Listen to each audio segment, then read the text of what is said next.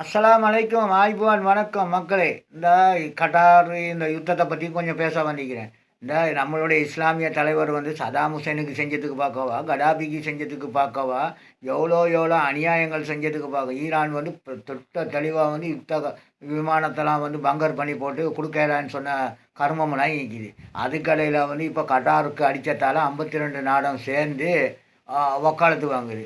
அதுலேயும் 40 நாடு கலந்து கொண்டாங்களாம். 40 நாடு கலந்து கொண்டு அதில் வீரவசனம் பேசிக்கிறாங்க. என்னமோ இந்த தன்மான சிங்கம் என்னமோ இவர்களுக்கு இந்த வீரவசனம் பேசி பேசி பேசியே 60 வருஷம் ஆகிட்டு.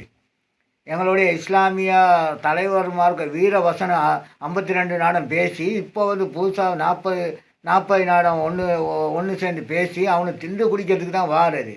அந்த சும்மா டோரிஸ் ஆற்றல் எடுக்க தான் வாரு. அங்கே பேச்சுவார்த்தை பண்ணி வீரவசனம் பேசி பேசி தான் இன்றைக்கி ஹமாஸில் உள்ள தலைவர்மார்களெலாம் மௌத்தாப்பிட்டானு.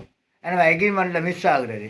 அங்கே ஹமாஸ் தலைவர்மார்கள்லாம் கொள்றதுக்கு காரணம் எக்ரிமெண்ட்டில் மிஸ் ஆகுறது. ஏன்னா களவு 2 பேரும் களவு தானே. அந்த களவுக்கு மத்தியில் இவன் மிஸ் ஆகிடுறாரு. ஆளோட போட்டு தாக்கிடுறாரு.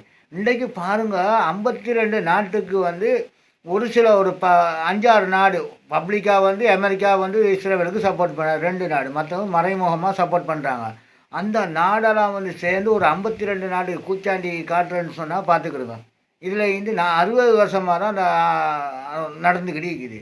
வாழையாடி நெத்தனியாவோட வாப்பா வந்தாலும் இதை தான் செய்ய போகிறாங்க. அமெரிக்கா ஜனாதிபதி இதைத்தான் வாழையடி வாழையாக எல்லாரும் இதைத்தான் செய்ய போகிறாங்க. ஒருத்தரம் அந்த பலஸ்தீனத்தை காப்பாற்றக்கூடிய எண்ணங்கள் சுத்தமாக யாருக்கும் இல்லை. அது எல்லாரும் அந்த ஊதிகள்லாம் அழிக்கிறது தான். அது அவங்களோட அணு ஆயுதத்தை எரிக்கிறதுக்கு. இஸ்ரேல் இந்த ஈரான்லாம் என்னத்துக்கு அவங்களோட அணு ஆயுதத்தை எரிச்சு சாம்பலாக்கினா தான் அவங்களுக்கு காசு வச்சுக்கிட்டு பூசணம் முடிக்கவா.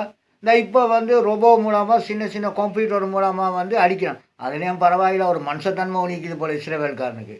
அந்த ரொபோவை கொண்டு மக்களுக்கு மத்தியில் கொண்டு நிப்பாட்டுறானா.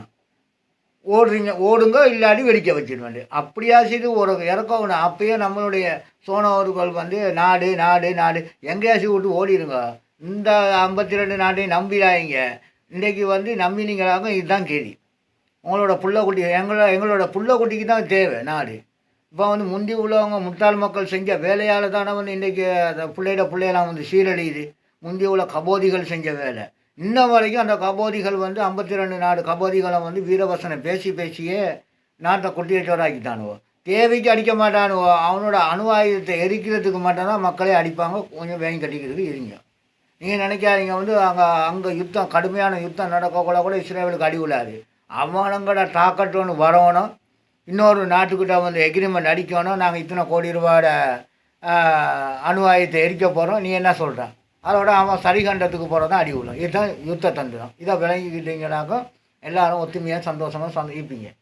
இது இந்த யுத்தத்தை நினைக்க மட்டும் கவலைப்படாதீங்க. அந்த 52 இஸ்லாமிய நாடுன்னு உசுர விட்றதை இதோட விட்டுருங்க.